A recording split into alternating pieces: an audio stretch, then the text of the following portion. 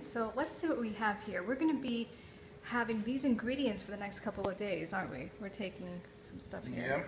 Yep. I just did a simple shop, and we'll go over some of the things we're going to be cooking. Today I'm going to do a vegetable pho probably later on, but this is just to give you an idea, because sometimes you feel that it's hard to eat healthy or hard to cook vegan, or it's expensive, things like that. So I like to kind of use fast, simple, quick recipes. Sometimes they're not so quick, but the preparation can be kind of part of the fun of it, or for me it's kind of therapeutic. But so we're going to be using some vegetable broth later on for the vegetable pho, because you don't realize when you go to Vietnamese restaurants and have vegetable pho, most of the time they don't even they actually use beef or chicken stock. So you think you're a vegetarian, but you're actually, so if you go to a Vietnamese restaurant and you get vegetable pho, ask the waiter or waitress to make sure that it's vegetable broth. Okay, we're going to, there's a lot of things you can do with eggplant. I'm going to be showing you how to do like a baked eggplant, kind of the same texture as fried with bread, you know, breaded and everything, and it's going to be vegan or vegetarian. It depends on the breadcrumbs we use. So we're going to do that in a couple of days.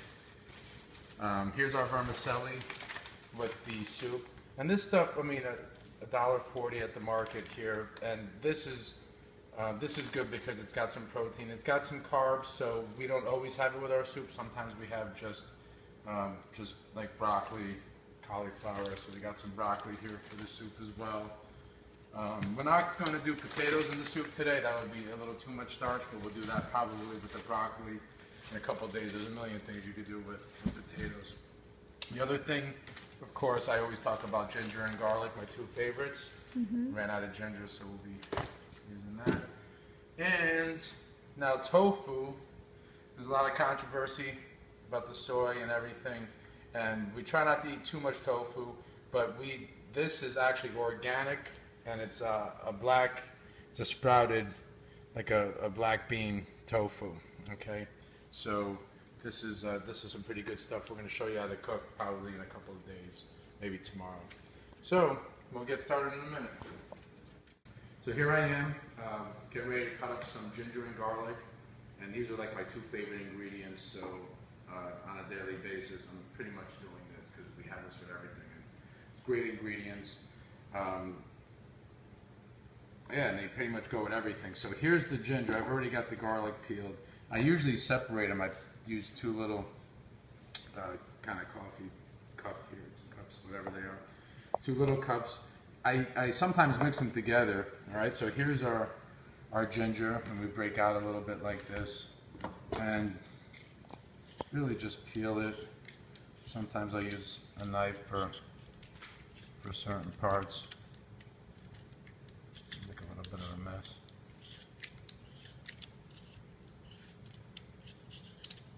Oops. My fingers are too fat here. Okay. Oh, I love the smell. I could smell this ginger all day. Isn't it good? You could smell it throughout the house. It's great. I love it.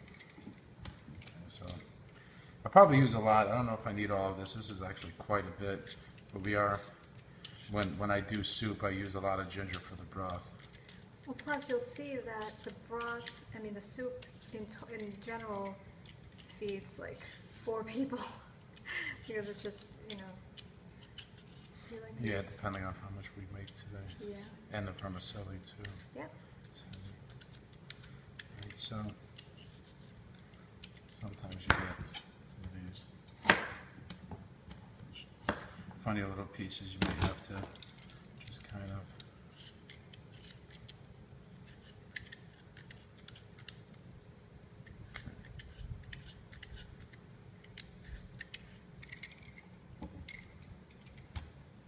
take this one just a little bit.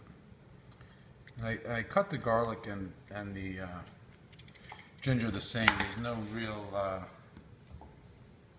technique or science to it. I kind of just mince them.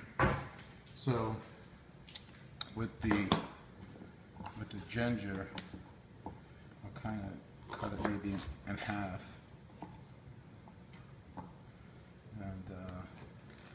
put a couple of slices in it. If you're not used to working with a knife, I use dull knives because I catch myself once in a while. So I usually just kind of put little strips and then go this way. And apparently I've been talking and working and not recording for some reason, so hopefully this will work. Anyway, the ginger that I was starting to do now looks like this, but now you don't know how that happened, so let me try to go through it again, and hopefully we don't have the same technical difficulties, because I didn't really want to cut up this much ginger, but I guess I will.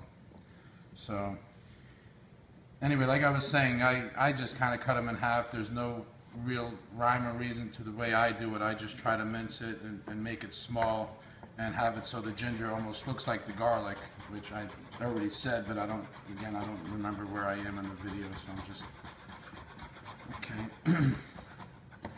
Alright, so I just try to mince it up nice and small.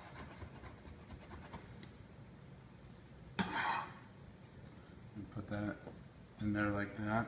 So you see, it kind of almost looks the same. It's hard to tell the difference. There's the garlic and there's the ginger. Well, I noticed the ginger sticks more than the garlic a little bit, right? It sticks together? Yes. Yeah, slightly different texture. Actually, quite a bit different. But now this is the garlic. I'm going to do kind of the same thing with the garlic. And as I was showing you, I just stabbed myself there. I use a dull knife because I like to be careful, and I kind of, as you see, I'm pretty quick with it. But the key, and I don't remember if this is still on the video or not, but the key is when you cut, and this is obviously if you cook, you know this, but I didn't know, and I used to cut myself and almost chop my fingers off, because if you cut like this, you have that. So if you keep your fingers always tucked and you use your knuckle and even the front, I kind of use the front of my middle finger as kind of a guide. And once I feel the knife, I know that as long as my fingers are tucked, there's no chance that I can cut myself. So I've personally done that where I didn't know to use my knuckles, and unfortunately I've cut myself a few times, so it's good to know. yeah, and as you get more comfortable with the knife, you know, you kind of come up with your own technique, but yeah, I missed some there. Okay, so just trying to get this. Probably have a little bit of ginger mixed in. I usually mix them together, but sometimes I keep them a little bit separated. Well, just in case if you prepare too much ginger or too much garlic, you can save it for a later dish too. Yeah, well, exactly. Especially because we use it so frequently. This garlic actually has some green in it because it's probably too small. Yeah, these are smaller cloves. I'm just going to finish them up. All right, so this, I'm kind of going against my own rule, but I do have my fingers out a little bit because the garlic is small and I have to hold it. But again, I use a pretty dull knife, and I'm really comfortable with the knife. Some similarities there. All right, yeah, I think we have plenty of ginger, so let me cut up the rest of this garlic, and we'll be back to get started on the broth. Okay, great. All right. Okay, so here we are. I'm getting ready to cook our vegetable pho, and pretty much everything's prepped. You remember our garlic and ginger. Keep those nearby. Our broccoli is here, and our strainer. Actually, let me rinse this.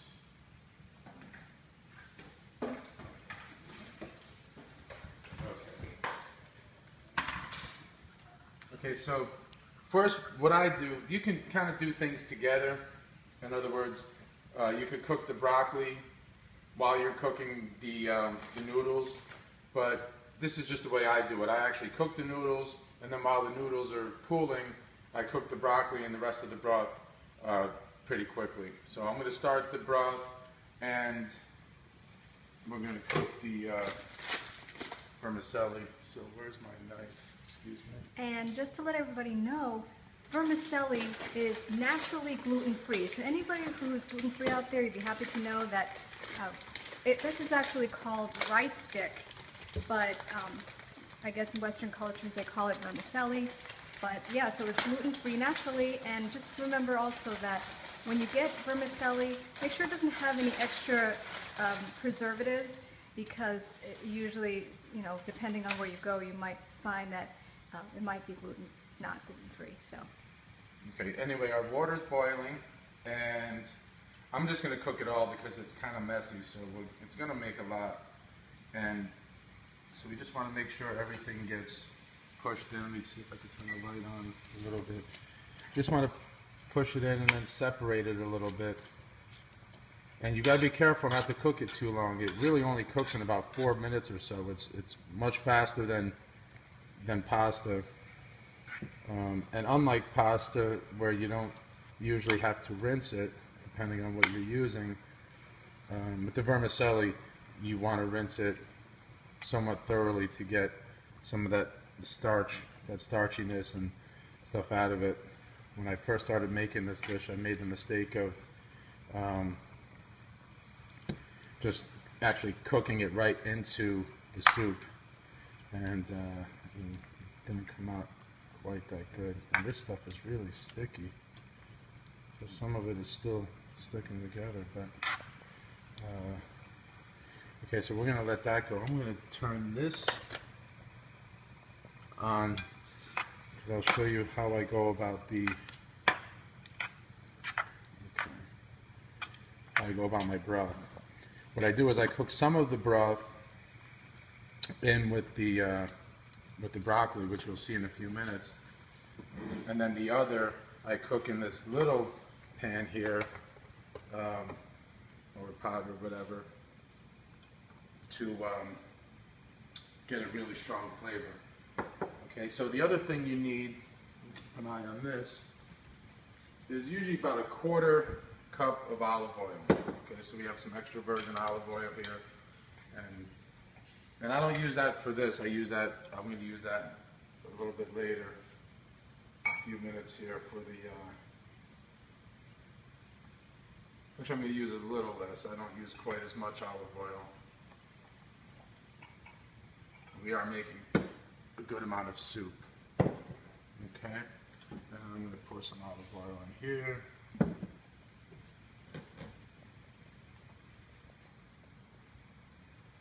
Okay, so keep an eye on this while this is heating up. It's probably almost ready. I'm going to test it. Okay. Just see. Whoops. It's actually ready. I think I'm going to take it out because you don't want your vermicelli to get too soft, and because we are going to be heating it again in the soup, it's hot. Maybe this is about another 20 or 30 seconds.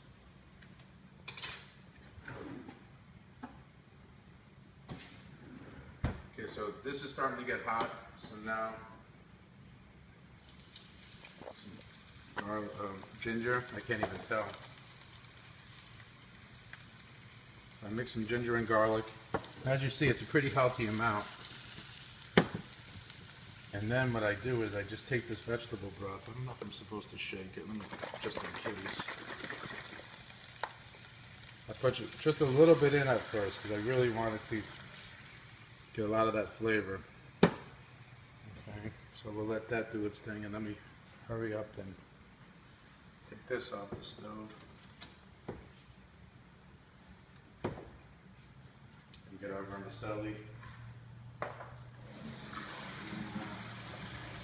You can't believe how quickly vermicelli cooks. It's nice. Okay. So we're going to want to rinse that in a second here. And then what I do, well, first we want to get any of the old vermicelli out of it. So it doesn't get.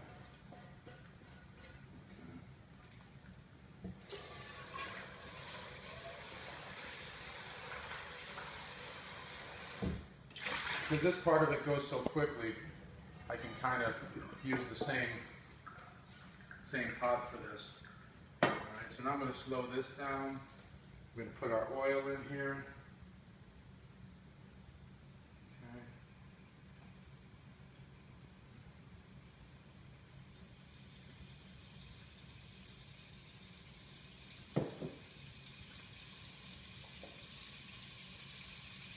Alright, put some more of this. Now what I do is I kind of cheat sometimes. You don't have to use this, but I'll sometimes sneak some of this in the sauce. Is that sriracha? This is the, what's it called? You're familiar with Sriracha? it. Hot Yeah. sauce? Yeah, so that's up to you, or you can put other pepper. Now this is starting to get hot, so we want to make sure we get our, actually I'm just going to put the rest of everything in here.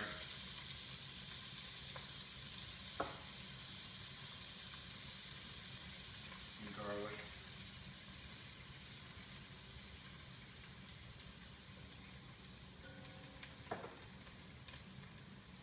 And then put a little bit of our broth. While that's heating up, I'm just going to put the broccoli in. We weren't going to use all of it, but I guess we are. Which is okay because we don't have. Alright. So I'll put a little more broth in here.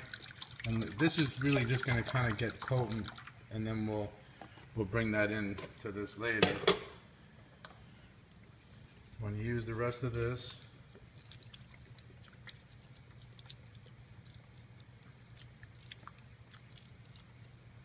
and usually we have other ingredients. Today we're just using broccoli. Okay, and then you're going to want to do like another. I usually use about a half container to a full container of water. So you're going to refill your, it already boiled up, so now we're going to add the water.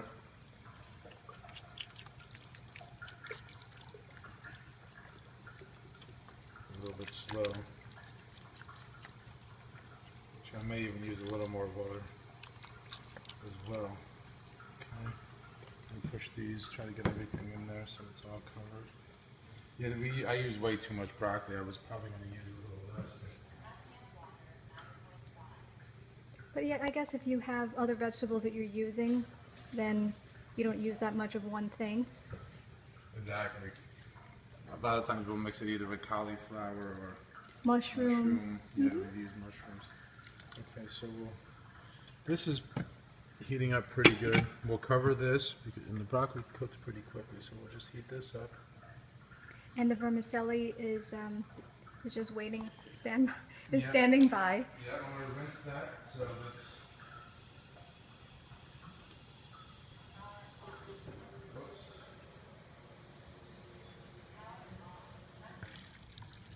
But usually you just want to get it rinsed and get it, so it's not sticking to each other. Fresh vermicelli is just the best. Mm-hmm. Okay, so that's plenty. And this will be standing by to go into the bowl where the soup is. And I'm going to steal some right now because I love this stuff. Oh, this is a lot.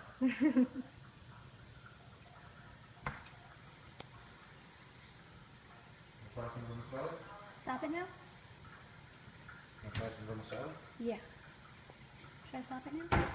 Okay, so the last step Okay. is really, and again, this is just something I do. I don't even know where I just make this stuff up as I go. So don't put too much faith in it, but I'm going to do that. And usually because we still have a little bit more flavor. It gets mellow, right? Yes. It's very fragrant. Usually I'll just do a little more rinse around the inside of the bowl here. Every little bit counts, so pour that in. And that's it. Cover it up for a few minutes. How long does it usually take before it's ready? The broccoli cooks pretty quickly, so you don't want to overcook it so the broccoli doesn't get mushy. But from this stage, I would probably say maybe another 10 minutes, 15 the most, but keep an eye on it because it could be pretty quick. That vermicelli cooked quicker than I've ever seen it. And I'm hungry and I'm impatient, so I'm probably cooking it a little faster. I got things turned up a little high. But yeah, that's it. So we'll be back in 10 minutes, 15 with the finished product. Okay. Okay, so we're just about to finish. You can see I've got our bowls ready with the Woohoo! vermicelli, and it's delicious and nice and spongy. I'm going to get back just on this. And here you can see the broccoli. We have a lot of it's coming together. Yeah. Okay. I added, since we were last showing you, I added some salt and pepper and spiced it up a little bit. And a little more hot sauce because that's just something that we do, but again, that's it. So we're ready to go. I'm going to let it cook for another minute, or we may not even need it. Matter of fact, I think we're good. So let's get our. And you can see all the garlic and ginger. I mean, I just love it. I could eat this.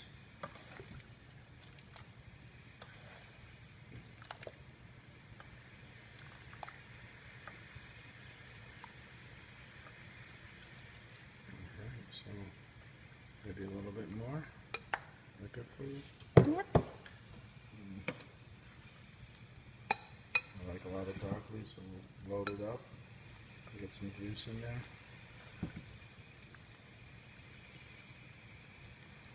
Obviously, I'm not bashful, but there's still plenty left, so I guess we'll be getting this tomorrow.